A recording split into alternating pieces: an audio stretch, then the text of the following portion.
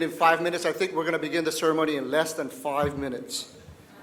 So at this time, if everyone will please take their seats, begin to silence all their cell phones, and be ready to start. Our celebration here at Drexel University will begin momentarily. So, this afternoon we thank our bagpiper crew, David Hollinger and Mr. John Ginty, for those bagpipers' greetings tunes that we heard as we were coming into the building and into the auditorium today. What a great way to celebrate Veterans Day when we have bagpipers from our very own staff here at Drexel University do that type of stuff. So if we would, please give a big round of applause for our bagpipers.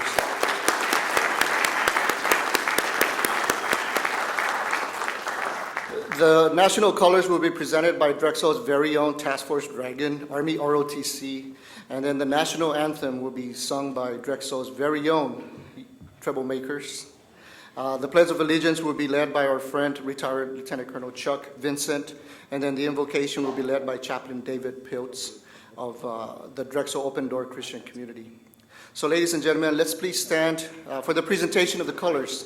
Remain standing for the national anthem and the Pledge of Allegiance and the invocation. Where's the flag? March. Left, left, left, right. Mark time. March.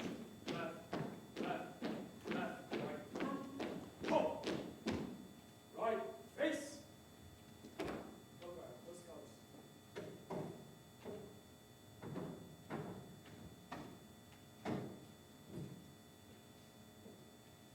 Ready. Up. 1 second. March. Reset. Arms.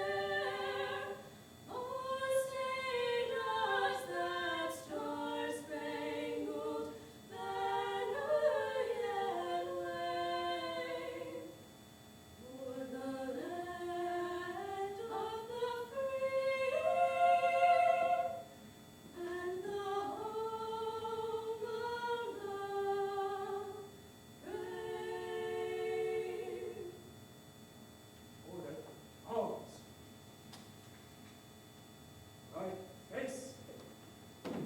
Forward, march. Left, left, left, right.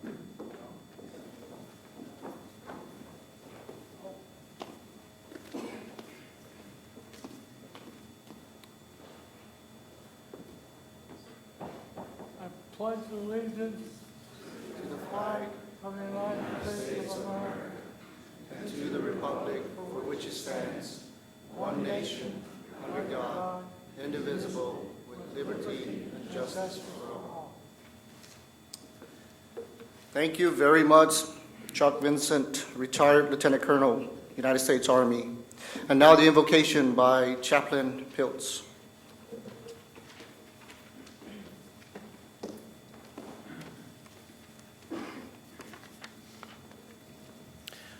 Welcome to those actively serving and those who have served, their friends and families, the administration, faculty, staff, alumni, and guests.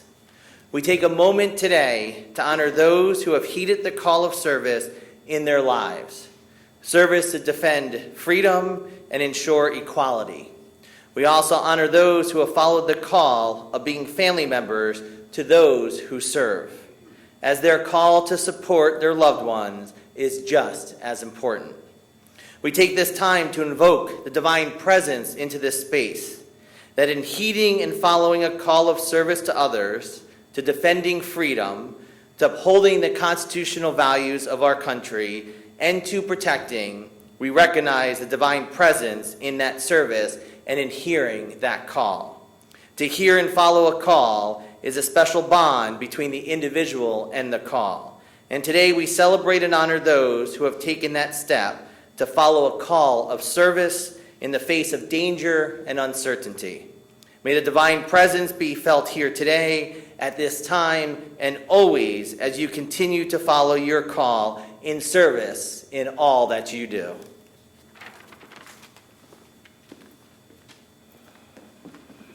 Please be seated. You know, we've been doing this every year. Obviously, we're very grateful for the presence of so many families and friends, but just want to give a big shout out, and I know Dr. Weidensaw would appreciate it, that we give a big shout out to the troublemakers for always singing great, wonderful national anthem. Well, fellow veterans, distinguished guests, colleagues, friends, and families of Drexel University, good afternoon and welcome to Drexel's 2017 Veterans Day Tribute. My name is Lieutenant Colonel Lawrence Camacho. I'm the Professor of Military Science and the Chair of the Military Science Department here at Drexel. And I want to welcome and thank all of you for taking some time out of your very busy day to join us in celebrating one of America's special days, Veterans Day. Each year, Drexel University puts together a spectacular event to honor our men and women in uniform and for their sacrifices and their untiring devotion to duty for our beloved country. So please enjoy this ceremony, fashioned under the direction of Dr. Rebecca Weidensaw, the Veterans Task Force, the Office of Student Veteran Services, Army ROTC, Drexel Alumni Network, Institutional Advancement, and this year's special guests, Dr. Blake and Rear Admiral Scott Weichert, and others from the Cabinet and the trustees, Board of Trustees. One can trace Veterans Day all the way back to November the 11th, 1918, right, when the armistice at the end of the First World War was established. And following that year, President Wilson proclaimed November 11th as the first commemoration of Armistice Day. And then later in 1938, the United States Congress passed an act earmarking November 11th as a legal holiday to celebrate Armistice Day. And then in 1954, the 83rd U.S. Congress amended the Act of 1938 and replaced the word armistice with veterans to honor American veterans of all the wars that we fought in. Today we celebrate Veterans Day to not only preserve the historical significance of this particular day, but really to focus our attention on the significance of what Veterans Day really means. And it really means a celebration to honor America's veterans for their patriotism and valor, their love of country, and their driven desire to serve and sacrifice for the common good. Duty, honor, and country are inscribed in the hearts and minds of veterans, for such words mean to forfeit one's self-interest for a greater cause. Today, we also want to recognize the presence of many veterans who join us from Veterans Home, and I want to personally thank all of my fellow brothers and sisters in the profession of arms for their dedicated service and contributions for our beloved nation. Yet look no further, and you will see how Drexel is home, the home of 907 students who are veterans, with 230 military dependents who are also enrolled in this fine institution. With us today are several active members of the student organization, the Drexel Veterans Association. We thank these exceptional individuals for their service to our nation, for choosing Drexel University, and for creating a welcoming community for military-connected students. Drexel University is proud to be a yellow ribbon school since 2009 and ranks amongst America's top military-friendly institutions for both private and online education. Our university has received national recognition for excellence in engineering, cybersecurity, and military transition programs.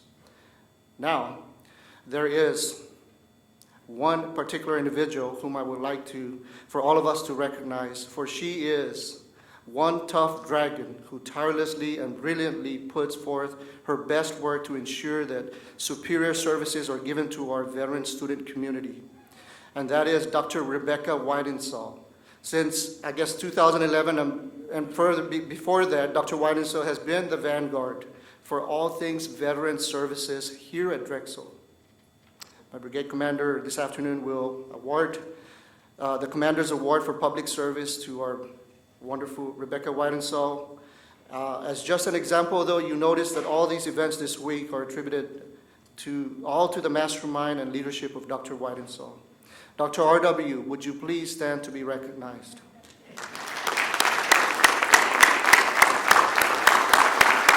Look.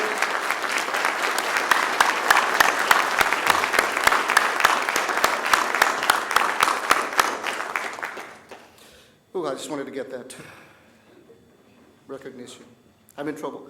Yet, if you talk with the magnificent but very humble Dr. Whitensall, she will attribute the success to the collective, all this success to the collective efforts and impact of individuals like Chris Young, who provides an exceptional admissions and onboarding experience.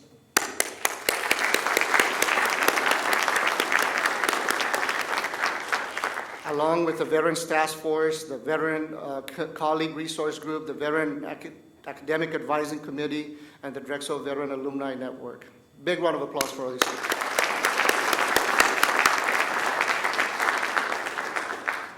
We should know that this community approach is a force multiplier in supporting our military-connected students, faculty, and professional staff.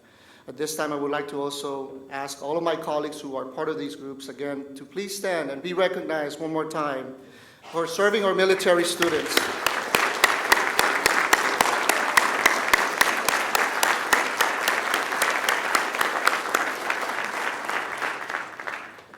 Just this morning, the Philadelphia City Council presented a resolution. This is an example of how Drexel is so committed to our military community. The City Council of Philadelphia presented a resolution to our very own President Fry. So I would like to just kind of cite a few final words of that resolution, and it says, resolved by the City Council of the City of Philadelphia that we hereby recognize and honor Drexel University and Task Force Dragon Battalion and Reserve Officer Training Corps for providing a veteran-friendly community and producing quality leaders from the City of Philadelphia over the last 99 years. I think that's a very recognizable statement from our City Council. It is also noteworthy that our President or our Provost is here providing support to this mission, and we thank you, sir, and are honored to have you with us today. A welcome to you.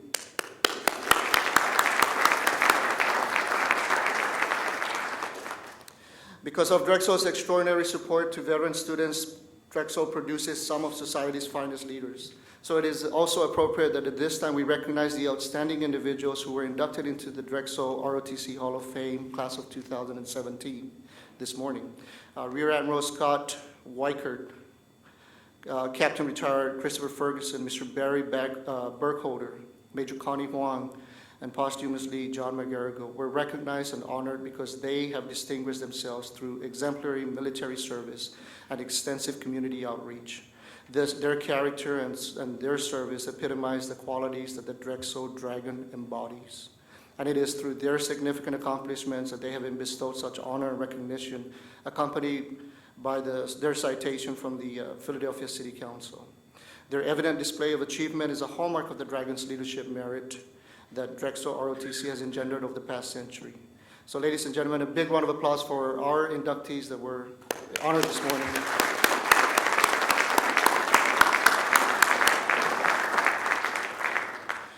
Here at Drexel, as you notice, we have a vast number of outstanding leaders who provide tremendous support to not only the student body at large, but equally important to the veteran community. Therefore, it is now my distinct pleasure to call on our very own Commandant and Patron, Dr. Brian Blake, University Provost and Executive Vice President for Academic Affairs.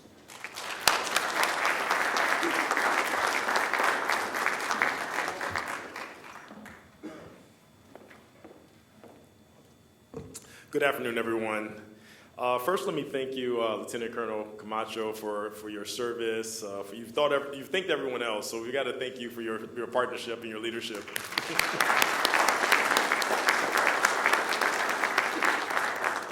And I'll probably thank you more this year if you'll join my wife and I on the dance floor at the ROTC ball. So,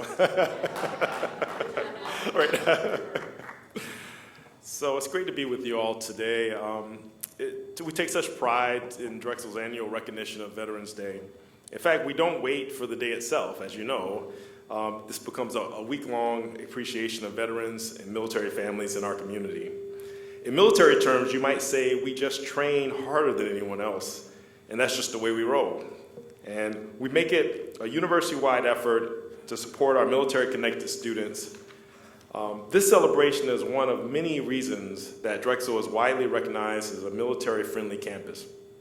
It has been quite a week for the veterans and military families at Drexel, with nearly a dozen events observed on campus and around the city, including this morning's induction into the ROTC Hall of Fame. Clap again. It's just a wonderful way to honor alumni whose character and service epitomizes the qualities represented by Drexel ROTC. Thank you to everyone involved in honoring our 5 inductees.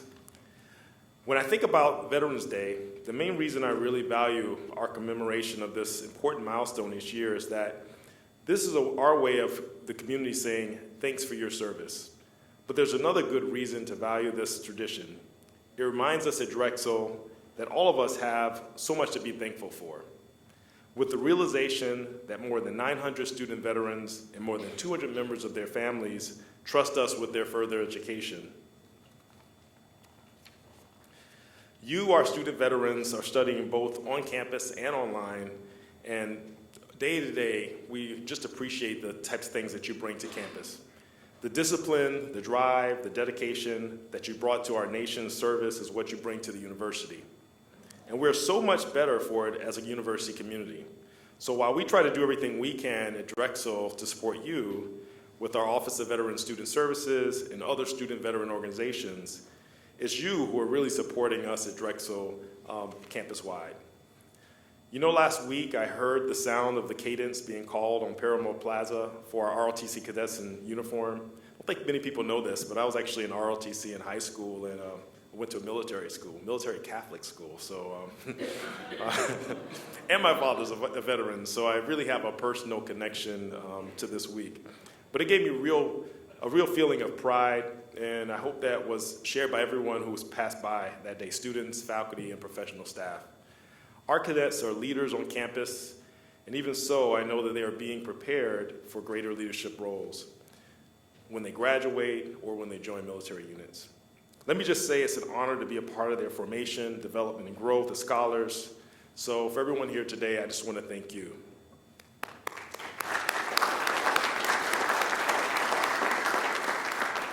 I do want to recognize one more person out there, our past, I guess, transitioning Senior Vice Provost for Academic Affairs, Dr. John Gennardo. He's been our liaison in the Provost's office, and he's just been he prioritizes, he's been such an ardent supporter of ROTC and our veteran students, so I just want to thank you for all you do.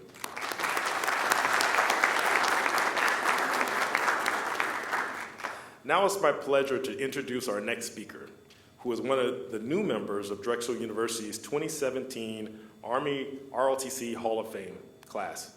He hails from York, Pennsylvania, and as the U.S. Navy, and the U.S. Navy has been a way of life for him since his enlistment right out of high school in 1974.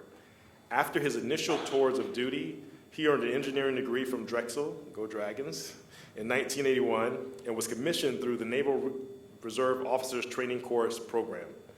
His master's in business administration from Pennsylvania State University followed in 2000, and we won't hold that against you. From then on, he chose to pursue a dual career, working in the private sector as a construction professional and in the public sector as a military officer. He led the 3-year design and development process for the Westchester, Pennsylvania QVC television studios and corporate headquarters project. He managed a 4-year design and development process for 1.2 million square foot Wyeth Pharmaceuticals headquarters in Collegeville. After YF, our speaker returned to the Navy, dedicating most of his professional time to his military career, which culminated with him serving as the Deputy Commander of the Navy Facilities Engineering Command and Deputy Chief of Civil Engineers for the Navy. His retirement from the Navy as a Rear Admiral came in the fall of 2013 after an exemplary 39-year career. Will you please join me in welcoming Rear Admiral Scott Weichert?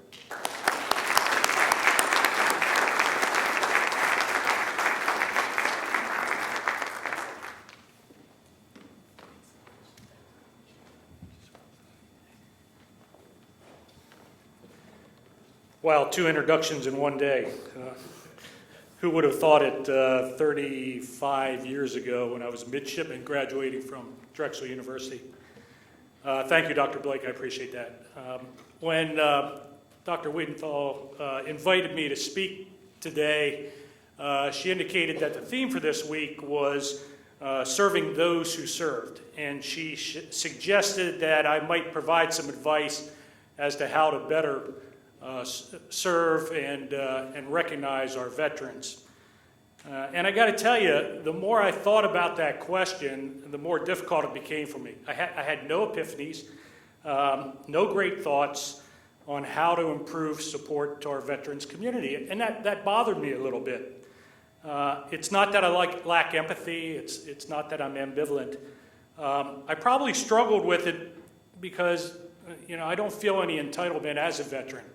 And I doubt that most veterans do, for that matter. But veterans, like those who are enrolled in classes here at Drexel, are a resilient group. And you bring a broad range of experiences, maturity, commitment, integrity, all positive traits that make this university and this community stronger. When I do know from my own deployments that there are a lot of veterans, though, who do need support. It's not lost on me how blessed I was and how very lucky I was when many, many veterans weren't. Like those who were physically and mentally wounded or debilitated, those whose relationships and finances were destroyed by multiple deployments, those whose ability to cope or be employed were forever altered, not to mention those who gave the ultimate sacrifice and the loss their families must endure. Obvious reasons why we as a community need to continue to support our veterans. Support for those who have served and support for the military in general has historically been cyclical in nature, with periods of wide and sincere support followed by periods of neglect and disdain. I can tell you personally that when I came to Drexel University in 1976 in my Cracker Jack uniform as a former enlisted sailor and my short haircut, I wasn't necessarily the most popular guy on campus. And there was very few, if any, programs that I recall to support me in that transition. Although support for veterans since 9/11 has been strong, just a quick review of the statistics will tell you that support will probably decline in the years ahead. In World War II, roughly 12% of that generation served in the military, and the majority of civilians supported and/or were employed in support of the war effort. During the Vietnam era, approximately 9.7% of that generation served, and the support for veterans, or the lack thereof, is well documented. In the combined Gulf Wars dating back to 1990 through today, only about 2.2% of all those generations served in the military, with only 0.4% of today's current population serving in uniform. In 2014, it was estimated that only 7.3% of all Americans had ever served in the military. I would guess that that number is closer to 5% today and continues to decline. The first step in serving those who have served is understanding and recognizing how truly and unique veterans are as individuals, as well as understanding the challenges of the family members who stand by their side. My point being that as the percentage of military veterans declines, society's understanding and appreciation of them and their unique sacrifices declines as well, as does support for veterans initiatives. As much as I would like to see a world where we no longer have to have militaries and we could shift those resources to more altruistic endeavors, the fact is man has been killing his fellow man since the dawn of mankind, and unfortunately will continue to do so. Without a strong military, without individuals who are willing to serve, sacrifice, and die for our freedoms, this country and our way of life as we know it will not survive. Those who forget that must be reminded. In trying to serve veterans, we also need to recognize that service members inherently defer from seeking assistance. Because of their training, experience, military ethos, they often view the need for assistance in any form as a weakness or personal failure, and therefore never take advantage of the opportunities that are available to them. Far too often, that reluctance culminates in a catastrophic result, such as suicide. We must continue to encourage and reassure veterans that help is available and that it's okay to reach out. Support to our veterans is very important, especially in this all-volunteer environment.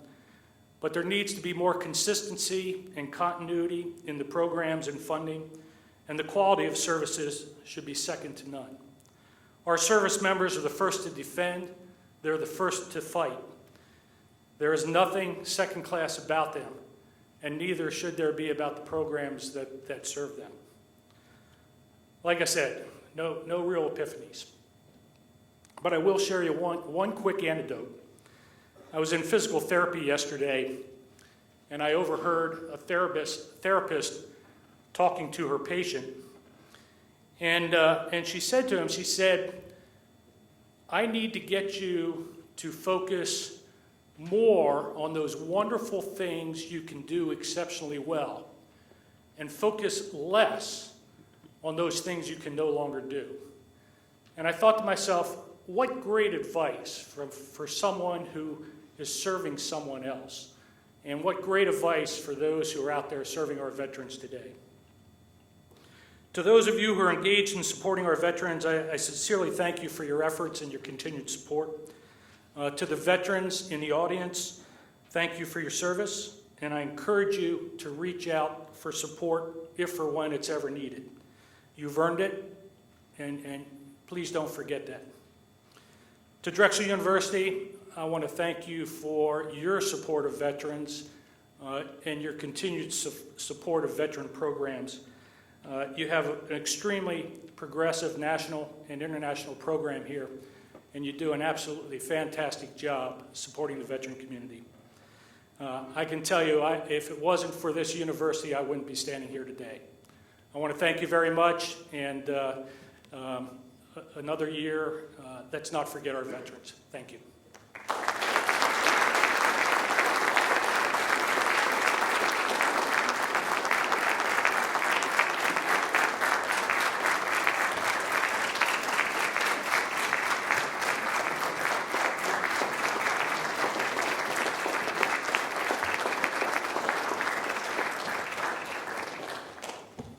We will now call on Jose Martinez, the United States Army retired and Executive Director of the Veterans Group, for reflections on Veterans Day.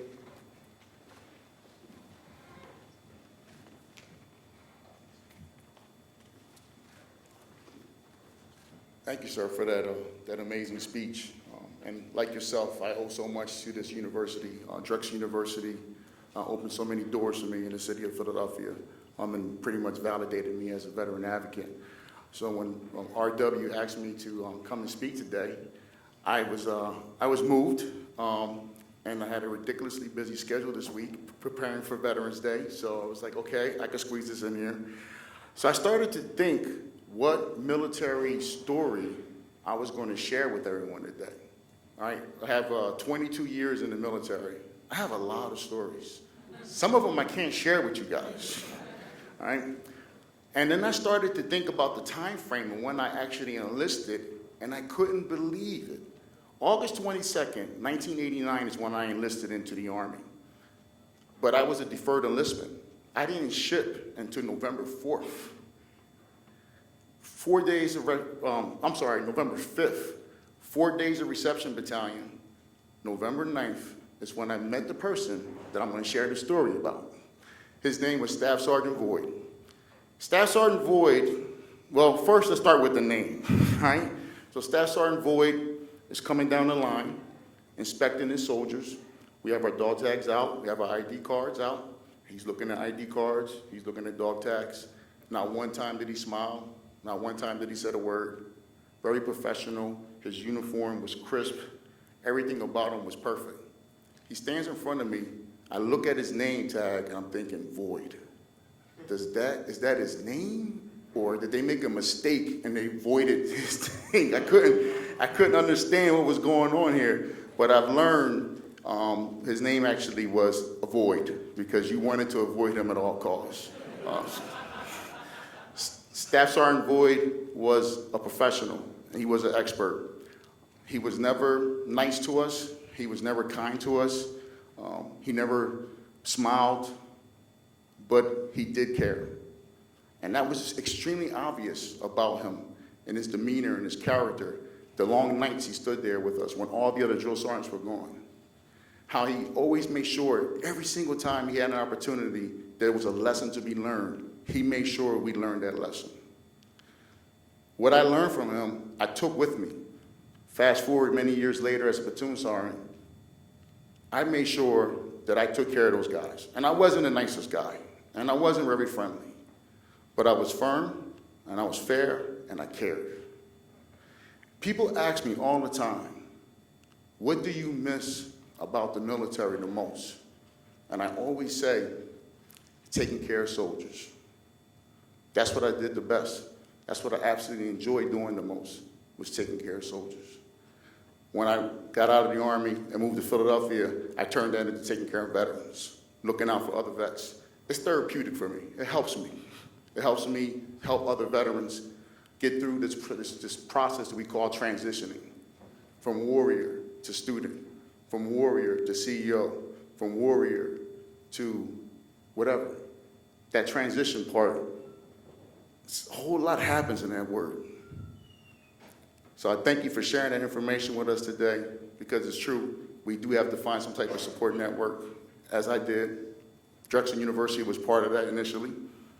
And thank you for the opportunity to be here today.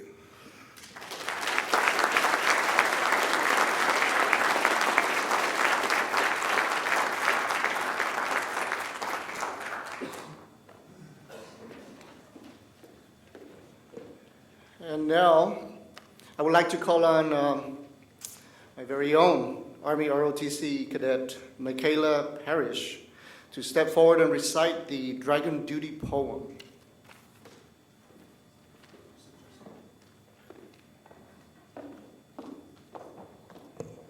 Good afternoon. I will be reading a poem entitled Dragon Duty by Jonathan S. Curley, written on May 17, 2012, and dedicated to the memory of Tech Sergeant Robert K. Voigt, engineer and top turret gunner on a B-24 Liberator named Maisie, killed in action in the skies near Wilhelmshaven, Germany on February 26, 1943, and to Drexel's own Lieutenant Christopher Moscow, killed in combat in Afghanistan on April 26, 2012. Dragon Duty. Before they redeployed here, there were mess tents and MREs. Not for them, 3-course dinners with drinks in the landmark Americana after a climb on a rock wall that won't crumble, spilling boulders older than Abraham to crush a leg or arm, or worse, expose the climber to enemy fire. Not for them, the fun of a spring joyride down Kelly Drive in a flashy convertible that's not up-armored for IED protection, or a massage in the rec center after a workout with a trainer who is not a drill sergeant. Not for them, the luxury of sleeping safe night after night on a bed with fresh, clean sheets on a campus where insomnia only calls for cookies, where a bogey is a score on a golf simulator, and friendly fire is what burns in the pit by the bar on the corner of 34th and Market Street.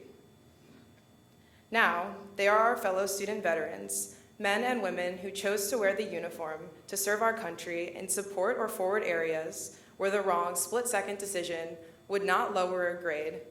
It could get them maimed or killed.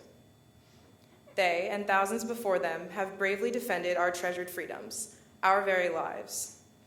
They walk among us now, some bearing wounds we can see, others carrying damage we cannot. They are our relatives and friends. They volunteered to stand in harm's way so the rest of us did not have to. When we encounter them, look them in the eye and thank them for their sacrifice. Remember those no longer with us, who died in iron-filled skies over foreign lands, in the bitter seas that wash far off shores, in foxholes of mud and frozen ground, in hills and forests, in the steaming heat of jungles, and beneath the blazing suns of distant deserts. Their deeds are epic and timeless. They are brave, but like us, fragile. They have been deployed encased in steel, surrounded by diesel fuel and explosives. They took their post and stood their ground. Now, some of them walk with us, sit with us in classrooms and labs, act or sing or write, play on our teams, cheer from the bleachers and tents at our games and regattas. We dare not claim their acts of valor, but it is our solemn duty to welcome them, lend a hand, and let them know that at Drexel, the Dragons have their back. Thank you.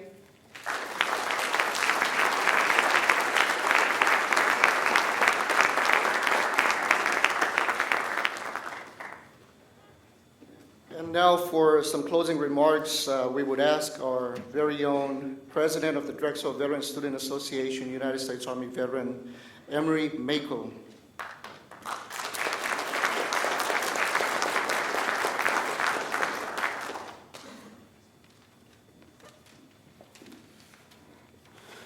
Wow, what a great turnout, and everybody take a chance to look at all those flags.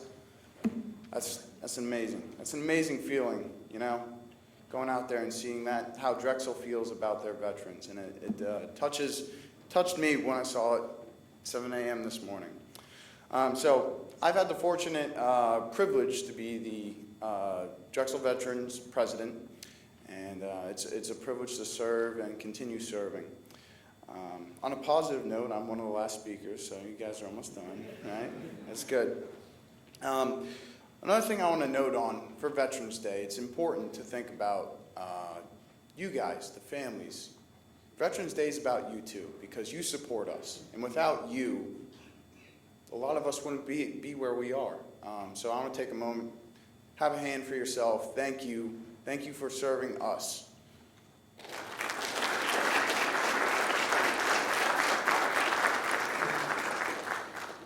So as well, it's an honor, again, to speak here, and I had to think long and hard about what I was going to speak about today, and so I just decided I was going to do a little bit of my background, my story, and how Drexel has affected me. And it started with when I joined the military. That was my goal. That was my dream.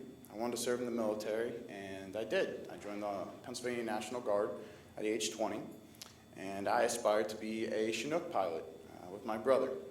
And 2012, 2013, I deployed to Afghanistan and started on my warrant officer packet. I was down the road. I was almost there. I was in the last month of deployment, and I was doing remedial PT with one of my friends who was, he wasn't quite cutting it.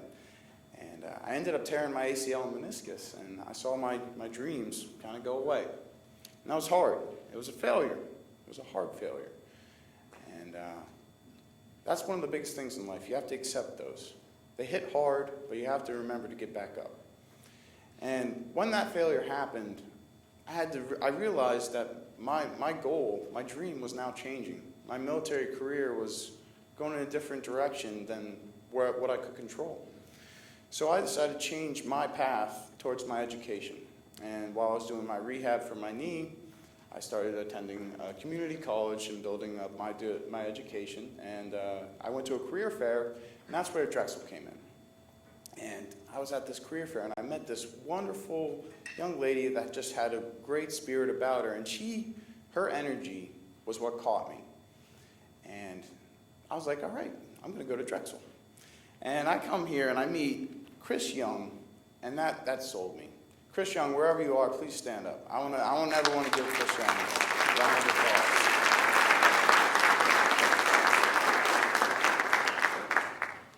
We cannot forget you either here. No. Dr. R.W. I've never been in an area where there is so much appreciation for veterans. And it's heartwarming, and it makes me want to stay here longer, but I'm graduating soon. So I have to move on. But after those failures, you have to remember, never stop. Never stop. And that's what led me to be the president of the Drexel Veterans Association. Chris Young introduced me to them, and it has, along with Drexel alone, has opened an immense amount of doors. And I've met great people. Some of the best people I've met have been through Drexel and the DVA. Just wonderful people that want to help veterans. And through my co-op experience and the 4-block program, everything here is to help. They have so many programs to help veterans, and it's an amazing school, and it really has impacted my life. And it's given me direction, and it's helped give me direction, and I couldn't be happier with my time here. So, in closing remarks, some veterans don't have this experience. They should. Every veteran should have this opportunity and chance. And so going back to our resources, each other, tell people, get the word out. Every veteran should have the same opportunities that I'm having right now. This is an amazing place, and it will make your dreams come true. Thank you.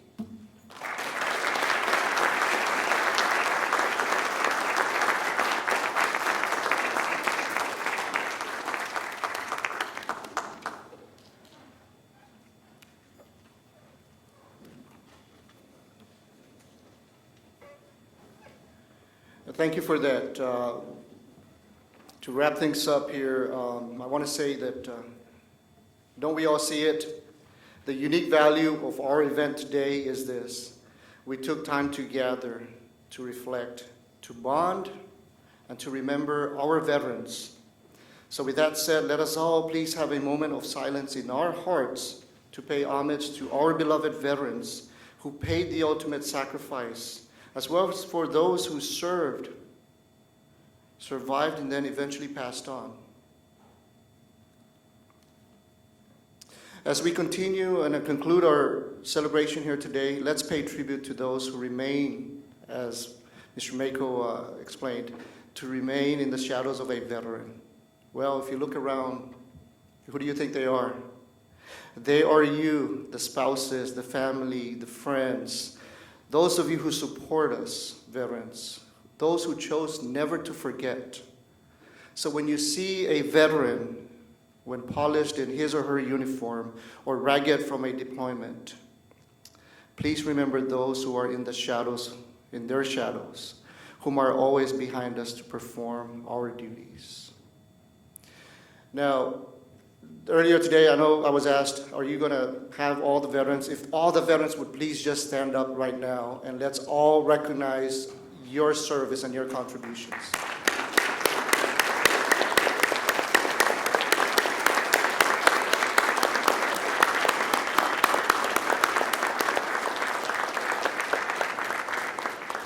That is important because for that reason today, ladies and gentlemen, when you hear the wonderful words, the wonderful saying, Drexel remembers, do you? Drexel is proud, are you? You can say, I remember, I lived it, and I am a steadfast and proud supporter. Thank you all for this afternoon. Let's, at the conclusion of the ceremony, if we're still doing the photos of the flags, okay.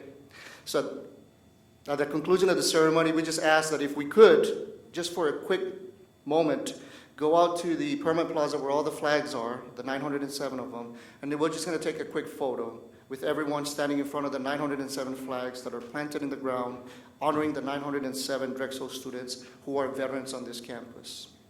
Please, and now let's please stand so that the color guard can retire the colors.